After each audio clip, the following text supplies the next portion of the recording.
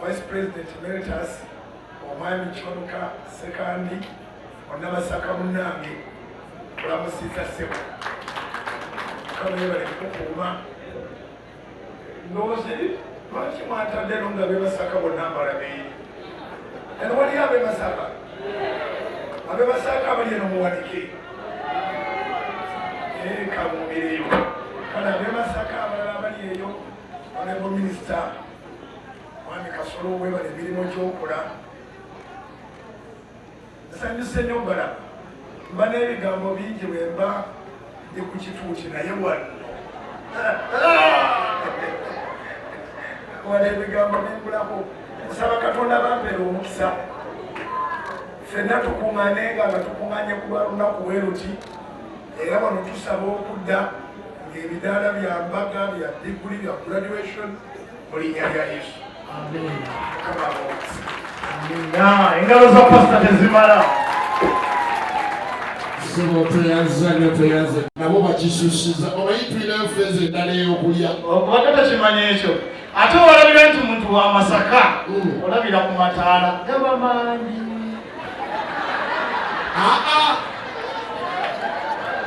baba akuze emmotoka bwerabira ku 10 ezigenda e Masaka nekulimu bwagula emmotoka sigamba nti wano weegali kyogeddeko bwogezi bwagula emmotoka kubaako ekyoya era ne bwatimba omukolo amali ani anamusasula genda mumaaso sebolumba naye ate zaliwo sente zesirya zolugamba teruntuuza mu ttaka ng'onkwata kapuca labasenguya ezo sente sizikolaze naye wadde ekagamba abaana bwakola sente kumba obwedde asitamye busitamu yana ekyofiizi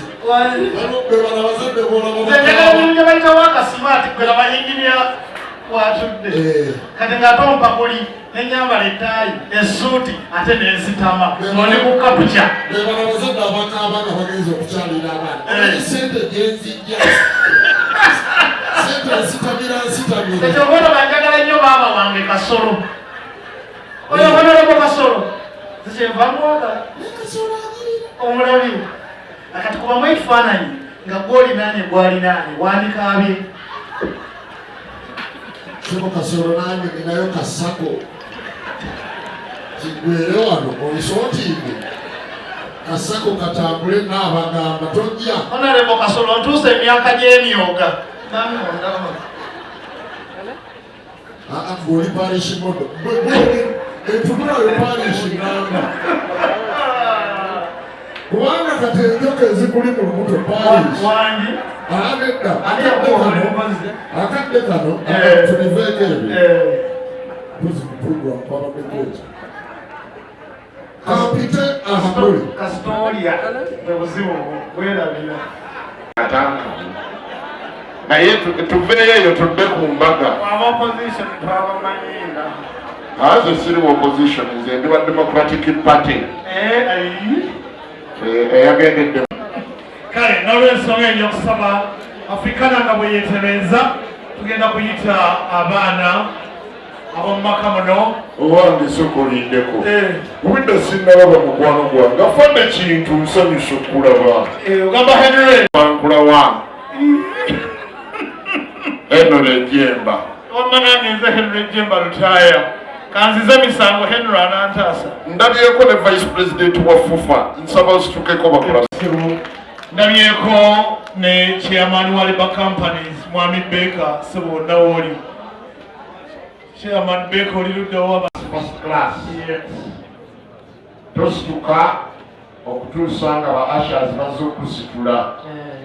njagala obeere mugumiika akokubiri bassebo ne bannyabo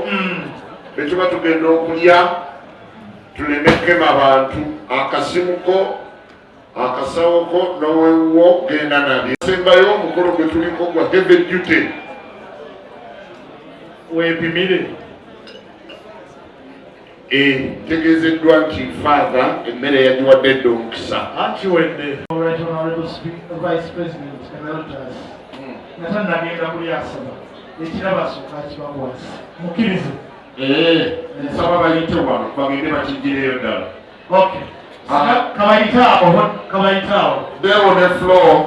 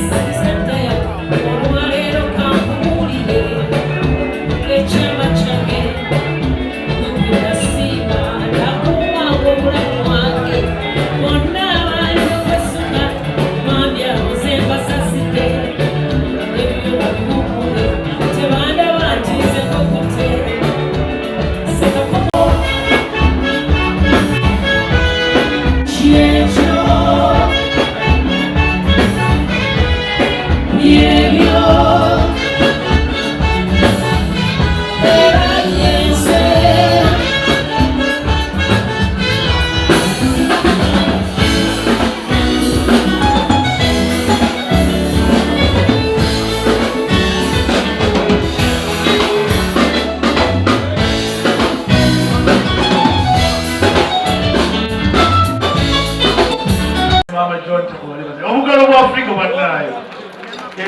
tusiimye nnyo Simon yakusaba Afrika erinze mugole erinze abagole babateeremu oluyimba olubaaniriza nate oya kale buli amatira Afrika asooka abawe ku ngalo ate nga bwendeeta omwami n'omukyala bakiyingi bana ndiga ku ŋŋonge waliwo ebintu ebinyuma nga omukyala wa kitiibwa nga naawe oli wa kitiibwa minzaani eba ebalansi ono honareko tekikyuka kisigala honareko owekitiibwa okikima mengo onzijukizza waliwo eyakwanyudde nga omwogezi w'omukolo nze nga bampita MC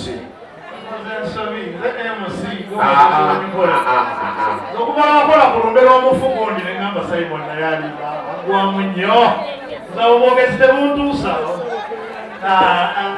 essuuti y'akafeera ayimba ekunyumidde kubawonyaawo tulinze bakiyingi bannaye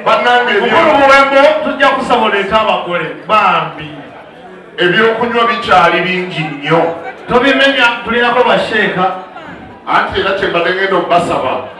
nti nga munywa muleke kusiyiriza kuleetera basheeka kufuna mbeera mbi kituufu bw'oba onywa kati ngenda beewaanirako nti oyo muganda wange